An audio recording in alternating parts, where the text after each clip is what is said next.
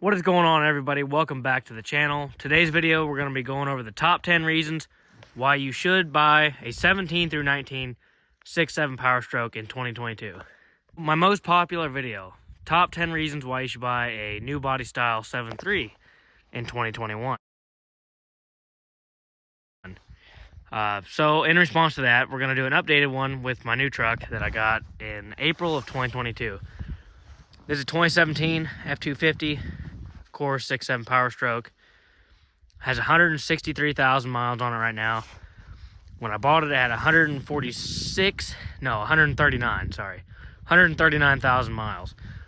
So I've had, a little over 20,000 miles under it, and I'll give you my top 10 reasons based off of my opinion and things I've seen in, truck community pages and forums on Facebook, and just overall response and other people's pretty popular opinions.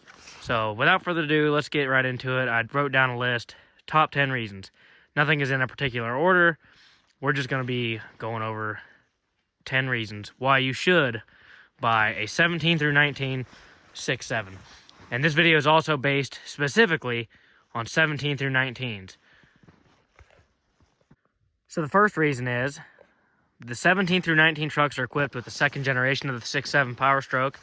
And as some of you know, the first gen, which would be 11 through 14, had some issues with turbos, dropping valves, just had some head issues, and several other issues. I'm not any expert by any means, so I'm sure there's a lot of different things. But overall, it's pretty commonly known that the second gen 6.7 was a much better design, had a lot of new updates. The turbos changed. Along with that was 125 foot-pounds more torque and 40 more horsepower. So second gen 6.7 is definitely an upgrade from the first gen. So for that reason, that's a pretty important, one reason why you should buy one. So let's go ahead and talk about the second thing. The second reason I'd say to get a 17 through 19 Powerstroke is it's easier to delete and tune. Now, I know that a lot of people are kind of scared to do that nowadays. A lot of shops don't do it. Tuning's getting harder and harder to come by. But overall, right now, as of December of 2022, the 17 through 19 and, of course, 11 through 19 are much more simple, easier to get tuning for. 2021s, 2020s, I'm pretty sure the ECM has to be taken out. Or, I'm not 100% sure on all that, but I know the tunes are more expensive, and it's just commonly known it's easier to get it for these. And 2022s, I'm pretty positive, is ECM exchange between a 21 and a 22. So you have to swap ECMs. So this truck here, you just, you can get your tunes, you can get your plug and play, plug it in, do your deletes, and boom, bada damn, you got a delete. So this truck right here has proven tunes, 5-inch straight pipe, EGR, DPF, everything is gone. So she breathes and she goes fast. For a heavy 6.7 Powerstroke, that is. So to go along with that as well, being a 17 through 19, that is, 6 years after they started putting DEF on these trucks. And the DPF, well, the DPF was 08, I believe. So, DEF, right? Everybody's worried about what's going to happen with the emissions. Well, after 7 years, stuff is a little bit more refined and worked out than in the earlier days. So, overall, people don't have a, crazy amount of issues with these trucks, especially if they're ran hard like they're supposed to be, and get nice and warm, do the proper jobs they're supposed to do, towing, and you drive your truck like you're supposed to. Overall, 17 through 19s aren't really known for having a ton of issues with the DEF. Now, I know that is an issue. I mean, people do have issues.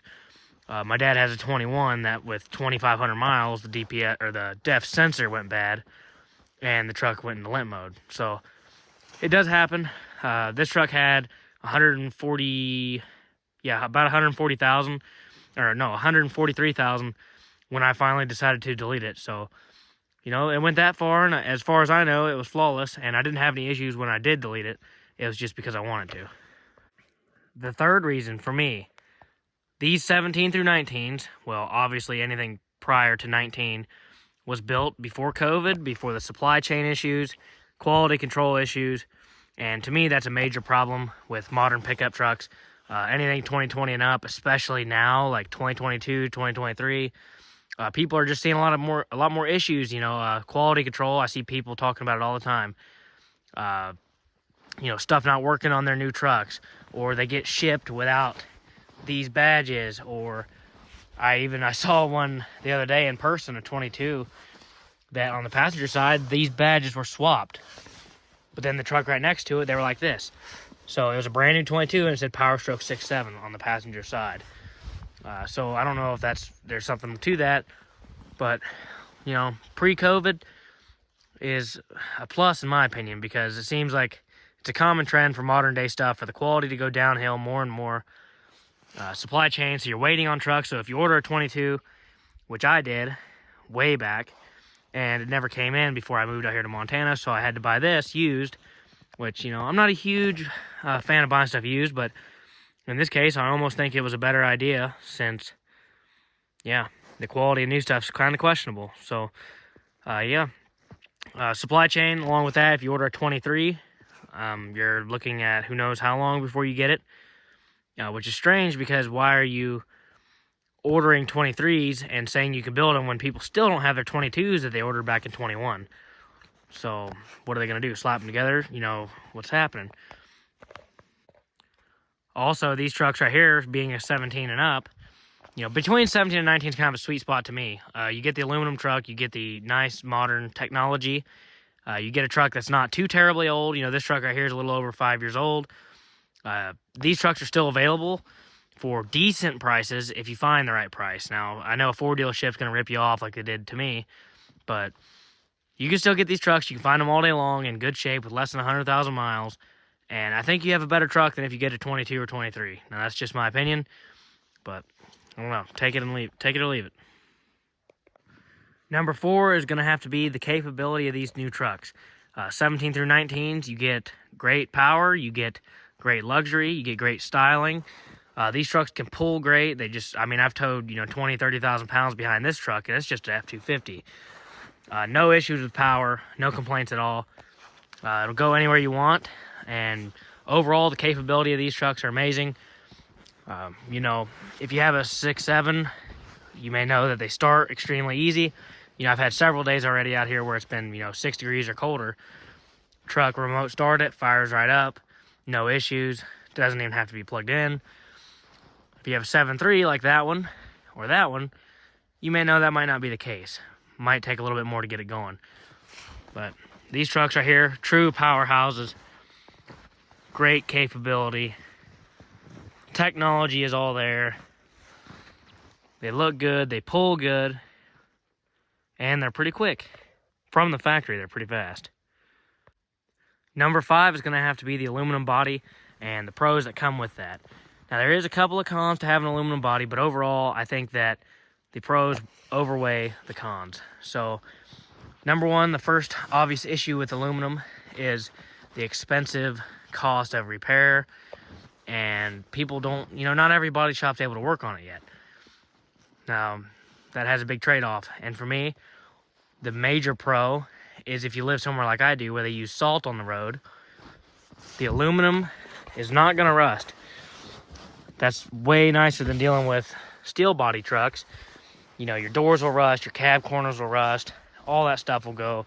Now, I've heard some people say, oh, you don't think that aluminum will oxidize, do you? Well, if you're worried about the aluminum doing anything, I know for a fact that it's good at least since 2015 on the F-150s. Those trucks, not a single issue with rust on the body yet. Obviously not rust or oxidation or anything. So, and I have seen 2015 Super Duties with the steel body that are rusty. So, I'd say aluminum is a definite pro if you live in salt. Look at this hitch, for example. Now, you can't really tell right now because it's all covered in crap. This hitch, I've had it for about 4 years. Never started to rust in North Carolina. I moved here, look at the rust. Immediately rust. So the salt's definitely wicked. And if you have a steel body truck, you're in for it. Now, you still have to worry about your frame, but that's just a lot less to worry about when you take the body out of it. And at least looks. A rusty frame you can hide. You can't hide your body when you got a missing bedside. Another thing with the aluminum body, if you've seen videos on it, it doesn't dent as easy, and from my experience, it is a lot tougher. I can even show you. I mean, this isn't scientific or anything, but it's kind of harder to push it in. Definitely a lot stiffer. I don't know, it just seems pretty solid to me. Let's compare it to steel. Poor Big Gold buried in 14 inches of snow. But yeah, this truck's got 700,000 miles on it. But you see how the whole, I don't know if you can see in a video, but you can definitely tell this stuff's a little bit more flimsy than the aluminum. I haven't seen dents as easy in these trucks either, compared to steel. Number 6, huge aftermarket support for these trucks. From engine tuning upgrades, built transmissions, front end swaps to 2020 and up, you know. You can change the front end, bumpers, wheels, tires, lifts, suspension, running boards. I mean, there's so many options out there. I've seen all kinds of lighting upgrades where there's lights in the handles, custom mirrors. I mean, there's just a lot of aftermarket upgrades. Rear bumpers, rear tail lights, everything. Most trucks do have a lot of aftermarket support, but these right here are pretty customizable, especially with the 2020 plus front end swap option. So that's another reason if you do want to miss out on the 2020, 21, and 22 front end. I mean, if you don't want to miss out on it, you can swap it onto one of these if you have one. The price difference between these and 20 up trucks are pretty massive. And there's a couple differences in the 20s and these that you might want to know about. And we'll talk about that in the next reason. You can see we've got 14 inches. It's pretty amazing, especially for me. I never even seen snow, which I got stuck over there the other day. I'll show a picture of that right now on the screen. We had a successful recovery. Snowing again. Took a F-350 and a Suburban. And some digging. Why the fuck you snowing like that? Well, he come to rescue me, now he's stuck.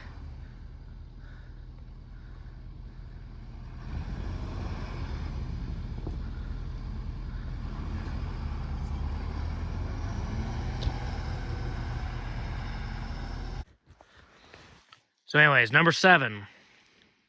The 7th reason why you should get a 17 through 19. And this is going to be kind of a why you should get a 17 through 19 over a 20 plus truck. Along with the COVID pandemic and supply chain issues that affected the truck quality and parts and all this and that with the new trucks, the 6-speed transmission. This truck's equipped with a 6R140. People know and love that transmission. 4th gear is a sore subject, but overall these trucks have been very proven with that transmission. Not a lot of issues. They've been using it since 2011 and discontinued it in 2020 with the introduction of the 10R180, which is the new 10-speed automatic. And the 10-speed automatic, when you drive one, it might seem all fine and dandy. They shift smoother, you know, makes the truck definitely quicker with a 10-speed. But people have had issues with them, especially in the 20 trucks. About 60, 70,000 miles, people have reported hard shifting and failure. So, not to say this transmission won't let you down prematurely either, because it happens to anything, but overall, these 6R140s have been proven time and time again. And I got proof right here that 163,000 miles, transmission still shifts like brand new. So, no complaints with it. Very good transmission. And one less thing to worry about, knowing that it is proven.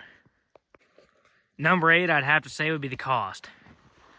If you bought one of these trucks in 2017 like you were supposed to have, or 2016 when they first come out, and you have one that's paid off, well then you know what I mean already without even saying it.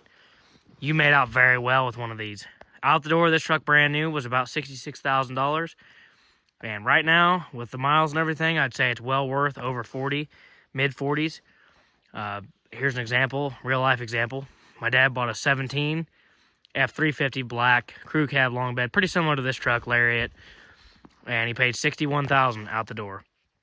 Now, he drove it about 2 years, it had about 80,000 miles on it, and when he traded it in, he got $41,000. Now, this might blow your mind.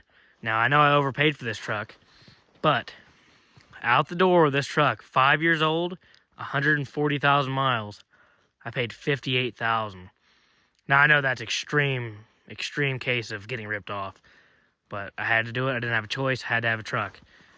Now, With that being said, overall, if you bought one of these trucks back then, you know you made a good investment. Because right now, it's probably worth not a whole lot less than you paid for it. You can trade it in and get a new truck, if that's what you want to do. Or you can keep driving your 17 till the wheels fall off. If you're concerned about buying one of these right now, just know if you do find a decent deal, it's probably going to hold its value. Because people are saying, well, the truck market's going to go back to normal. I'd have to say it's probably not, because how many orders there were for 2023, and they're still only doing an allotted amount of trucks per dealer, I'd say the chances of the value going down is slim to none. I don't think it's a bad investment on these trucks. You get what you pay for sure, and I think you get a truck that's going to last a long time. These trucks have been seen well over 500,000 miles already, and they're still fine. The engines are known to go a long time. Now, of course, you have the CP4. Now, that might scare some people. There are options for the CP4 disaster prevention kits, which will protect your fuel system, injectors, and all that stuff from contamination going through your fuel system when that CP4 explodes. Me personally, I just run a fuel additive. I run Hot Shot Secrets. I think that's what it's called, Hot Shot Secrets, whatever it is, the everyday treatment. I use that every fill up, and I don't have a disaster prevention kit. But if you want a peace of mind, then go for it. I should probably do it. 163,000. It's getting kind of scary, but the CP4 is kind of a gamble. They might randomly go. They might last forever. You never know. But with that being said, I think you're going to have a good truck for a long time for a good value. I don't think you're going to lose a lot of money on these unless things go back to normal right now. And, I paid $58. Say a year from now, you're able to buy trucks at the dealership, walk in and pay $65,000, $70,000 for a new Lariat like you should be able to, then yeah, the value of this will probably go down. But when the 2023s, it looks like everybody that's ordered one is paying well over $100,000 for one. A Lariat Ultimate and above's at least $100,000 now. I'd say these trucks are probably still worth $50,000. Number 9, style. They're very beautiful trucks. Now, I know that's very opinion-based, and some people might like a brick nose, a bull nose, OBS, the 99 and up, Super Duty, 6.0s, 6.4s, 11 through 16s, whatever you like. You can like what you like, but these trucks right here, overall, give you the modern look, and they just look classy. People love these. Now, I know there's a lot of people that don't like these, but overall, this truck has a very positive reputation for style. People love the way they look, especially compared to the 23, which had a pretty negative, people had pretty negative thoughts, or pretty negative opinion on it when it first came out. They didn't like the front end, nothing like that, which that might change, because I remember when these come out in 17, I hated them. I saw pictures of them, I was like, that is disgusting, they ruined them, and then when I saw them in person, and shortly after that, fell in love. Best truck ever made, in my opinion, for style. The headlights are nice. The only complaint with that is you get bright lighted every 2 seconds. If you know, you know. The wheels you get from the factory were beautiful. Nice upgrade from 11 through 16. Now, these aren't 17 wheels. These are off of a 22. So, very similar to a 17 wheel, though. So, they have nice wheel options. These mirrors were some of the best ever made. Very nice to see out of. Power folding and extending, of course. And heated. Running boards are beautiful, simple. You can get power running boards. These are off of a 22 as well. Nice styling. They updated the door handles, the cab, everything. I mean, this is a full redesign, obviously, from 11 through 16. The interior is beautiful. Excuse my mess. Very well built. Very nice design. Popular design. People love it. Nice doors. This is a complaint of mine that always rubs off. Sorry about my stuttering issues. Very beautiful. Feels very modern. Nice wood grain. Fake wood grain, of course. Nice leather seats. Heated, cooled seats. Bluetooth, Apple CarPlay. Automatic four-wheel drive. Very beautiful interior. Don't forget your favorite part about it. The second glove compartment. And of course the original.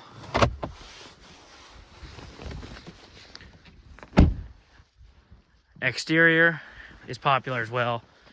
We've already talked about it some, but people like them. Very beautiful and modern looking. Nice trucks. For number 10, I had cost effective written down. Now, I know we already talked about it some, but of course the price of a 17 through 19 is kind of the happy medium spot, right? You're getting a 2011 through 16 are still pretty expensive, but they're also really old. You get a 2020 and up, they're $80,000. Very expensive. 17 through 19s can be found anywhere from the mid 30s all the way up to, of course, in the 60s and 70s, depending on what you're getting, the miles and options. But a well-equipped Lariat, now I overpaid, of course, like I said, but if you go through private and you get a Lariat, F250, like this, nice work truck, whatever, you can expect to find them with less than 150,000 miles for in the 40s, low to mid 40s, all day long. So, very good cost, in my opinion, very good value. You get a nice truck, reliable truck, you can get low miles, you still look like you're in a brand new truck, people don't know the difference, and you're at less than half the cost of a brand new one. So that's a major thing for me. Now, of course, I wanted to mention a few things here towards the end of the video that I personally like and dislike about these trucks, coming from a 7.3 going to these. Now, the number one thing that I would say I love about these trucks is this right here. Excuse me while I wade through 14 inches of snow. Now, I know this might just be a guy coming from a old truck to new truck. Heated and cooled seats, amazing. Heated seats are my favorite. Now, that also goes along with the remote start. That's another huge thing. Absolutely love it. You know, here in the winter especially. If I remote start this truck inside and I double tap it and all that, you can get it to run for 30 minutes without shutting off. Automatically turns the heater air conditioning on. So I get in, the truck's warm after 15 minutes. The seat's warmed up automatically. Love that. Another thing I love, automatic four-wheel drive. These old 7.3s, manual locking hubs. Have to get out and lock them. It's very obnoxious, especially here where I might need four-wheel drive every 2 seconds when it's snowing, which right now is kind of funny. I'm actually in four-wheel drive and I'm stuck right here. But of course we can get out, we'll back up. But I just stopped right here, so I put it in park and we made a video. Another thing I love, which I already mentioned, the mirrors. Some of the best mirrors ever built, in my opinion. The 2011, or actually the 08 through 16 mirrors were cut off about right here, so the blind spot's a little bit smaller. These mirrors are power adjustable, everything, folding, extending. Some of the best mirrors ever, in my opinion. The way they look, the way they work, the lighting. Absolutely love it. Another thing I love, compared to having a 7.3, or coming from having a 7.3, is the key code. You double click these, your truck is locked. You enter your passcode, you unlock the truck. You can leave the keys in it, very convenient. I like the ability to have memory seats, all the luxuries, automatic headlights. I like this, which a lot of trucks have. Mine was aftermarket, but a lot of these come from the factory with that. I love the tailgate step. It's kind of mixed. A lot of people like it or hate it. I love it, no complaints. This plastic is kind of a complaint though. That does come off. If you have somebody oxy step on it, that will come off. I love all the tie downs in the bed. I love these lights that you can control on and off.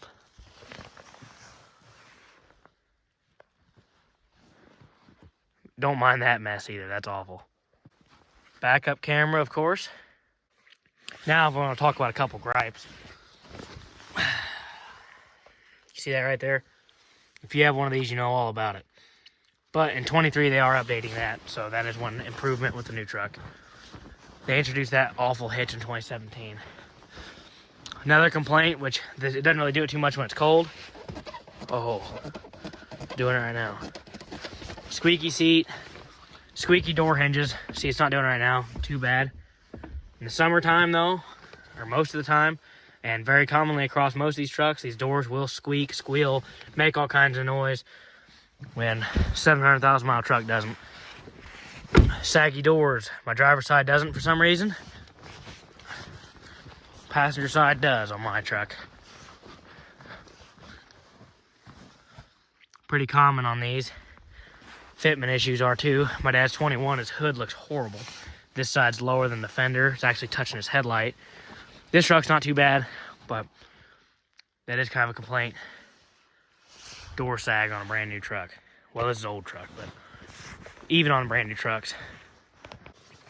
When you wash the truck, dirt never stops coming out of this crack around your door handle or your tailgate where the plastic is on top. They also improved that for 23. They changed this to where it's like the 14th gen, I believe, F-150. So now it's just the handle coming out and where it goes, and there's no groove all the way around. Looks a lot cleaner, a lot nicer. Definitely better. Oh, it sounds great. But that's typical for most rigs. Cheap. Everything's cheap now. Fake wood grain, cheap door panels. But they last.